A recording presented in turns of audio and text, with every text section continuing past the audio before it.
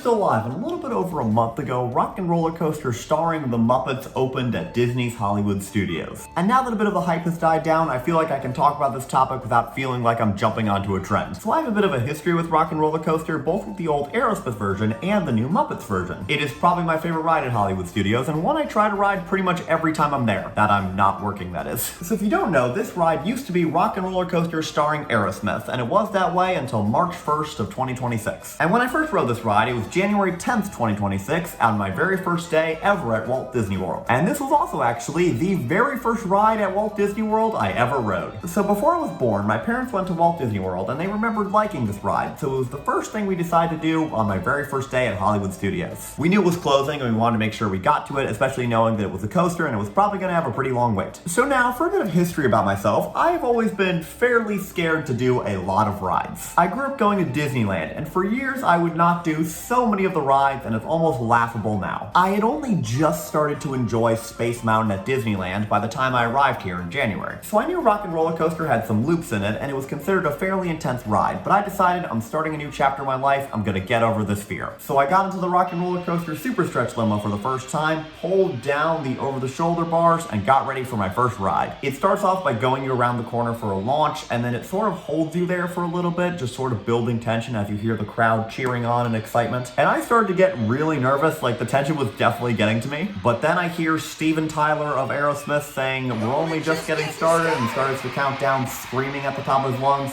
5, 4, 3, 2, 1, and it launches off. And there's a bit of an intense first loop, and then from that point on, I'm loving it. It's a ton of fun, it's a really great ride, and I really enjoy it. And I literally did it again just a little bit later, and it was truly a ton of fun, and I'm so glad I got to do it. And it truly did lead to me getting over my fear of roller coasters, and now the only ride I will not do is Tower of Terror. I continue to ride and enjoy it for the next couple months of it being open, but then we started to get to that March 1st final day. And again, I've been going to Disneyland every single year since I was 4, but it was always like during May, so I was never around for any seasonal events. And I decided, you know what, I'm here for the closure of the Aerosmith version of this ride, which I really enjoyed. And while I'm excited for the Muppets version, I decided, you know what, I'm gonna go to the final day. So I went to Hollywood Studios after work, and I decided I want to be one of the final people to ride this. I didn't care about being like the last person or anything, so I got in line at 8:55. And this line was so long, it extended into a backstage area, and the app was showing that it was 2 hours. My roommate wrapped up a shift at Smuggler's Run where he works at 8:45, and he had to book it all the way across around the entire park back to make it in time. He got in line at 8:58, and they closed the gates to enter at 8:59. So we were in like the last 200 people in this massive line. It was a very cool atmosphere, and we slowly creeped forward up to the building. There were a few guys in front of us dressed as Aerosmith. People were singing songs that were playing in the courtyard ahead of us. It was kind of cool. Then 80 minutes later, my roommate Calvin and I got on, and we did our final ride of Rock and Roller Coaster starring Aerosmith. And I left thinking that this was a very cool experience, and I was so glad that I got to be there for the final day of Rock and Roller Coaster starring Aerosmith. And it's one of my favorite memories from being here on the program. And the turnaround for the new Muppets overlay was actually not that long. It was scheduled to open on May 26th. And since I'm a Disney cast member, I knew I would have the opportunity to sign up for a cast preview of Rock and Roller Coaster. And I did. I happened to wake up and sign up for it right at the perfect time, and I learned later that these were actually really competitive, and I just got super lucky with the time that I woke up and decided to check. But I had my cast preview scheduled for May 19th, which were the same days as like the media previews and all that stuff started. However, the previous day, May 18th, I was working a shift with Donald Duck at Echo Lake in Hollywood Studios,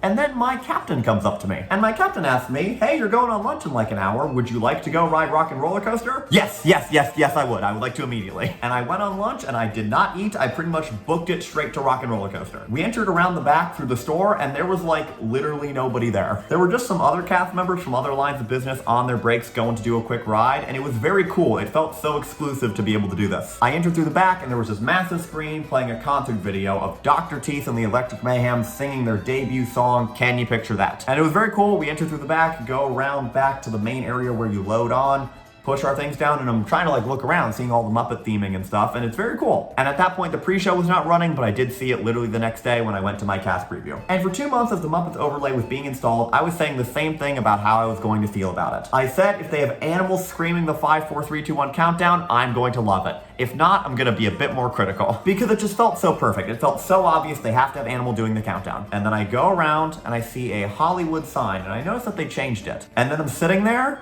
and then the sign falls down, and up pops Animal. And I'm like, yes, he's there, they're doing it. And then he starts doing the countdown, 5, 4, 3, 2, 1, and it launches. And instantly I'm like, I'm going to love this. It goes through and the whole inside is all Muppetsy. It's so cool. There's a ton of awesome stuff. I get through, I'm like, that was awesome. And then I get to the very end and they have the Statler Waldorf animatronics from Muppet Vision kind of vaguely insulting the ride as you go past. Now, I never did Muppet Vision at Walt Disney World. It closed before I got here, but I definitely have heard a ton about it, and I heard them say a line directly from it as we made it back. Do you think we have time to go to the bathroom before the next song? No, you old fool, we're bolted to the seats. And so we get back to the unload station, the same place that we got on originally, and we decide to ask, hey, can we just ride again? And the cast member says yes, and my lunch lasts another 45 minutes. So I rode Rock and Roller Coaster starring the Muppets 8 times in a row that day. I just kept going back around and around and around. And because of the way we were doing it, we would get off one car, that car would then get sent, and we would get on the very next one, which meant we were able to get every single song perfectly in its sequence. There's 5 songs on Rock and Roller Coaster, and it took 5 songs for us to get them. And that felt very cool, to be probably one of the last 200 people to ride the Aerosmith version, and to get to be one of the very first to ride the new Muppets version. The next day I went to my cast preview, I got to see the pre-show, and overall this was just a very cool experience. I love this ride, and if you're ever at Hollywood Studios, go ride Rock and Roller Coaster starring the Muppets. But that is going to be it for today. Thank you for watching, I can picture that, and Nate, I will see you on Monday.